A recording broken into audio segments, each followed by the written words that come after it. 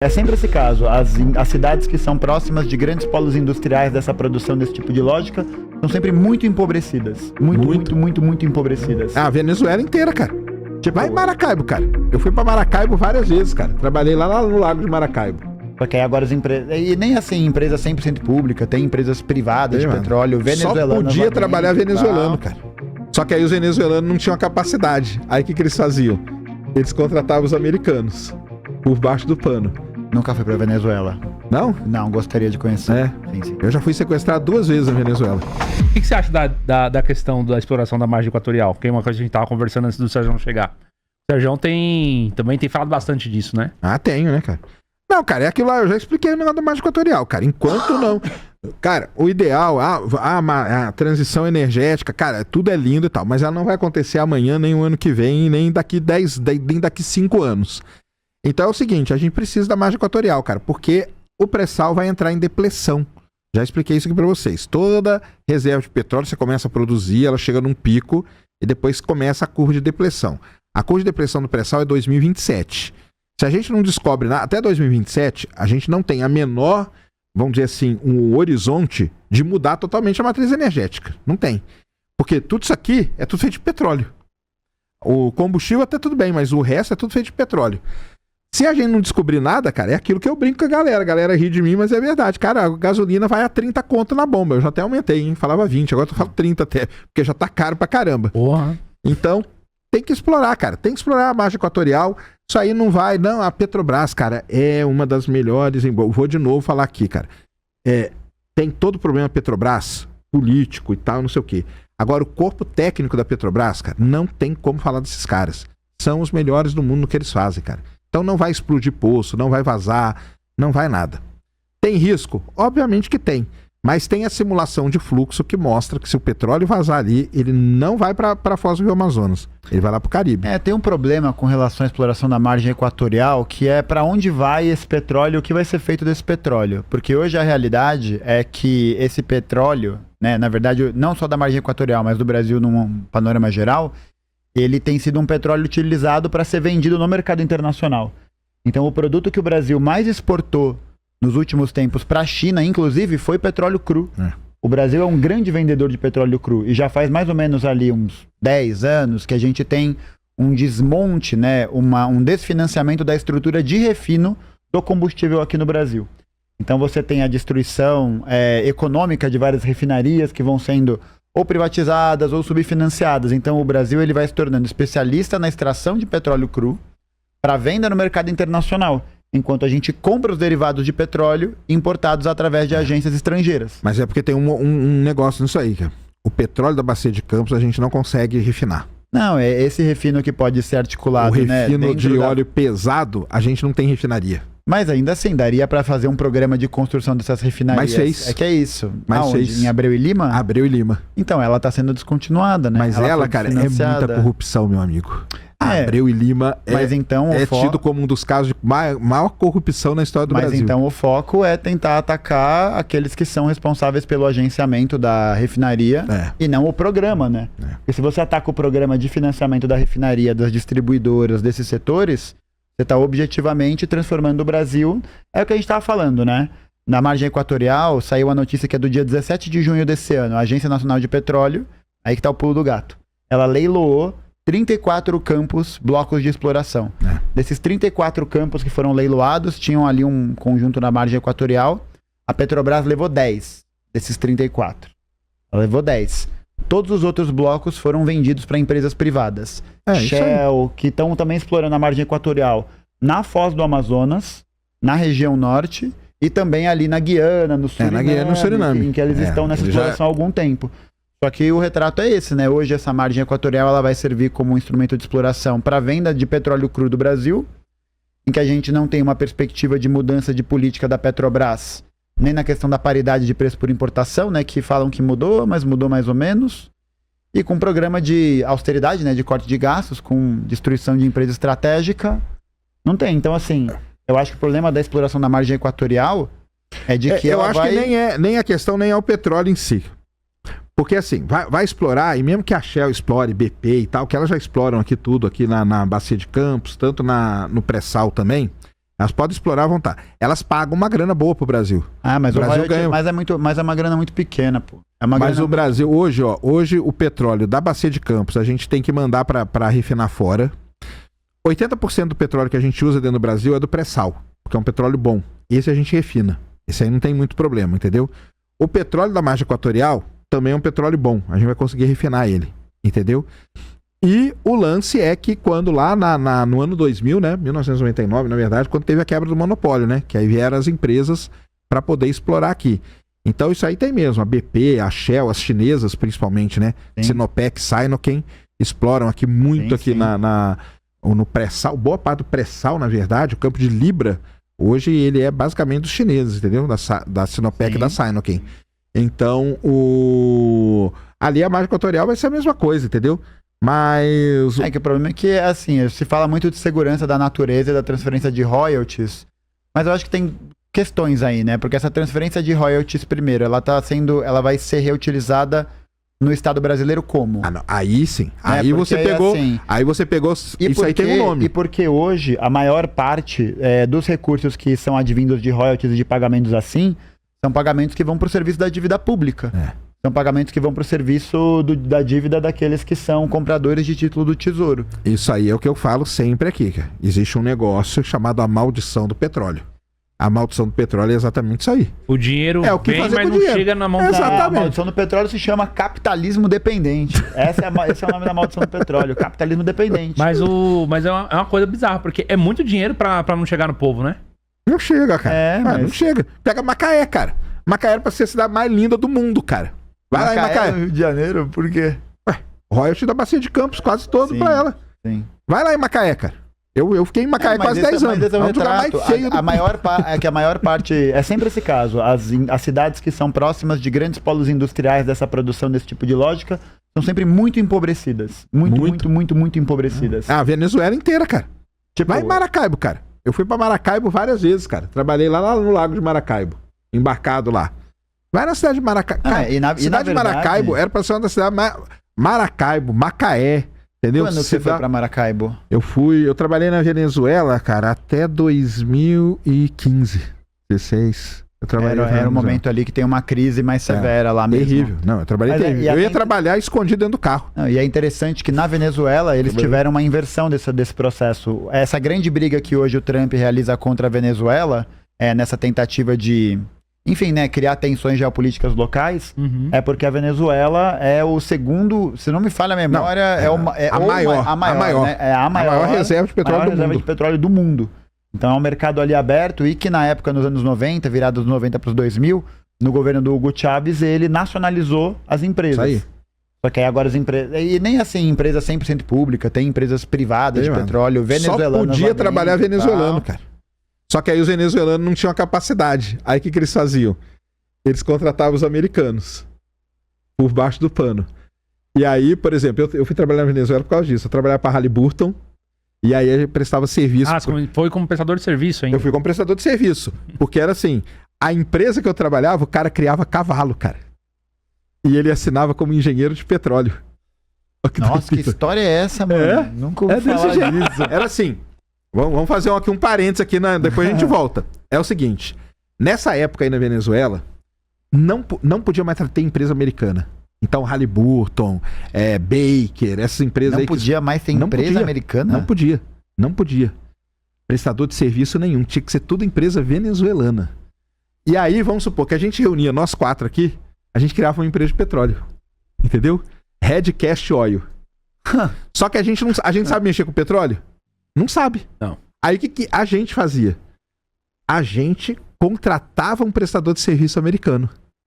E aí o cara mandava a Halliburton, a Baker, mandava o cara pra vir trabalhar aqui com a gente. Tipo uma terceirização. Assim. Terceirização. Só que ninguém podia saber, cara. Sabe como que eu ia trabalhar? Eu ia trabalhar escondido no porta-mala. Eu ia trabalhar escondido. Eu ia trabalhar escondido no porta-mala, cara. Que isso? Cara, o cara da empresa que eu prestei serviço lá, o cara me deixava no hotel e ele falava assim, cara, não saia do hotel por nada. Você tava no Camorão. Que isso? Cara, sério, cara. Sério. Sérgio Boia Fria, cara. Sério, cara. Não, mas não era só eu, não. Era todo mundo, cara. Aí o que eu fazia? Eu entrava dentro do carro, o cara me escondia. Aí a gente entrava dentro de um condomínio de luxo. e entrava dentro de uma casa. Só que a casa era uma empresa de petróleo. A casa era uma empresa de A casa era uma petróleo. empresa de petróleo venezuelana, entendeu? E o que você fazia? Aí eu fazia o trabalho que o cara tinha que estar fazendo. Só que o cara não sabia, porque os caras que eram dono... Fazia os projetos, as Fazia os contas. projetos, tudo. Cara, fiz estratégia de produção, fiz planejamento de poço, tudo que eu fazia, sabia fazer. Eu fazia tudo. Pagar bem, hein? E aí eu... Nada, Não, eu não ganhava, né, trabalhar cara? num porta-malas Não, do eu carro. era empregado. Quem ganhava bem era a Haliburton Mas na é época. insalubridade. Não, isso aí... Que é isso, Sérgio? Aí eu fazia tudo e dava pra você, por exemplo. Ah, Você ia lá e assinava. Então saía com a assinatura venezuelana no negócio. Então era como se a empresa venezuelana estivesse prestando serviço pra PDVSA. Uhum. Só que no fim das contas era uma empresa americana que tava. Só que era tudo por baixo dos panos, cara. Venezuela era um caos aquilo ali, cara. Caos. Entendeu? Não era só eu, não. No hotel que a gente ficava, tinha eu da Haliburton, tinha cara da Schlumberger, tinha galera da Baker, tinha galera de tudo que é empresa de petróleo. Só que aí a gente saía de manhã, cada um no seu carro, pá, eu entrava lá escondido, ia nesse condomínio. Cada casa do condomínio era uma empresinha de petróleo, cara. Desse jeito. A Venezuela era desse jeito. Doideira. O engenheiro de petróleo que assinava o que eu fazia, o dono, o cara tinha um Aras. E o cara que assinava como engenheiro de petróleo, sabe o que ele fazia? Montava computador, cara. Ele ficava do meu lado, montando computador o dia inteiro pra vender computador, sabe? Vender PC gamer, essas coisas. E eu trabalhando. Aí eu terminava, passava pra ele, ele assinava e pronto. Nossa, que E, história. cara, era desse jeito, cara. Era desse jeito. Cara, isso aí foi uns 2 anos da minha vida, cara. Que isso, Sérgio? Sério? 2 anos nessa? É, ué. Trabalhar no porta-malas do Eu carro. ia trabalhar mano. escondido, cara. Tinha que ir, cara. Mas Tinha assim, que ir. tá, Era proibido, cara. Mas Por causa desse negócio do Hugo Chávez, da nacionalização. Ele não deixava. Mas por que você não poderia circular no país? Não. Obviamente que eu poderia. Só que o cara que me deixava lá, Ah, você lá da empresa lá, na hora que o cara me deixava no hotel, eu falava, cara, pra sua segurança, fica quietinho aqui no hotel, eu trago tudo pra você, o que você quiser, entendeu? Não sai por aí, não, e tal. Os caras tinham medo, né? Tipo, tô lá num bar, assim, começa a beber, não, cara, que eu sou da Haliburton, entendeu? E tal, e aí tá um cara do venezuelano lá do meu lado e me denuncia, entendeu? Então, cara, tinha isso aí. Nossa, relato de espionagem, assim. nunca Essa tinha época ouvido da- falar. essa agora época da você vai nacionalização era isso, confirmar a tese de você ser agente da CIA. Não, cara, não era gente da CIA, cara, eu trabalhava Essa aí, essa é a novidade. Essa gente. é a novidade Esse é o do podcast. anúncio, Eu trabalhei pra Haliburton, trabalhei pra uma empresa norueguesa chamada Roxar também, que ela também era contratada tudo por baixo dos panos, cara. E não era só isso, era todos. Foi nesse período aí, período da nacionalização, entendeu? Meu É, Deus. que na sonorização começa bem antes, né? Não, Não, mas isso aí era 2000 e... Então, eu trabalhei ali, foi 2008, 2009, 2010. Isso eu tava na Venezuela. Tava trabalhando lá. E tinha esse negócio aí, cara. É uma loucura isso aí. Trabalhei em Maracaibo muito tempo mesmo, no lago lá. Nunca fui pra Venezuela. Não? Não, gostaria de conhecer. É. Sim, sim. Eu já fui sequestrado 2 vezes na Venezuela. Que isso, Que é isso, cara. Sérgio? Que isso. Eu tenho muita história com a Venezuela, cara. Pô, Porque tem é o que se seguinte- benzer, Que ano mano, isso, velho? Que isso? Todo esse período aí, cara. Porque é o seguinte, o sequestro Não, foi que depois. história é O sequestro essa? foi depois. Eu trabalhava para essas empresas de petróleo meio que representando eles na América Latina. Então eu tinha que viajar a América Latina. Então eu viajava Venezuela, Bolívia, Colômbia, entendeu? Argentina. Então eu passava o mês viajando e visitando empresas de petróleo. Vendendo software de petróleo, vendendo serviço das empresas. Essa era a minha vida nessa época aí de trabalhando com petróleo. Meu, era melhor trabalhar embarcado. Não é isso. Depende. Não é não, cara. Não é não. Eu fico lá num lugar, lá no meio do mar. Ah, não é nem Nossa. ferrando. Não é. Tem tubarão Não é, do lado, tem... não tem- é. Não é não? Não é. Tem certeza? Certeza Tem absoluta. Eu trabalhei os tornado, o que dois, mais velho. tem? Eu trabalhei nos furacão, né, cara? Só o furacão já tá bom, né? Tá bom. Já tá bom, né? Trabalhei na Venezuela um bom tempo, cara. É, mas eu acho que é isso, sim. O grande problema é que a gente não vai ter esse movimento aqui no Brasil, né? De nacionalização do Não, recurso do petróleo não para vai, poder não vai. trazer ele como investimento. Eu acho que esse é o problema, porque aí a exploração da margem vai ser para vender o petróleo cru para fora, Cara, não, eu acho que como não. era. É o que tá se desenhando. Esse petróleo da margem equatorial Não, dá é pra petróleo refinar. bom, dá pra refinar. Então, dá pra refinar, mas a gente tem capacidade... Hoje, quantas refinarias Tem. em atividade a gente tem? Não, tem bastante. Porque a refinaria, cara, o negócio dela é o tipo de refino que ela consegue fazer. O petróleo da Bacia de Campos ele é muito ruim. Quando você tira ele é tipo um asfalto. Ele sai um asfalto assim. Entendi. Esse petróleo, o Brasil não. Por isso que a gente comprou Passadina. Já expliquei aqui pra galera. A compra de Passadina, na teoria, foi perfeita. O problema foi a prática dela.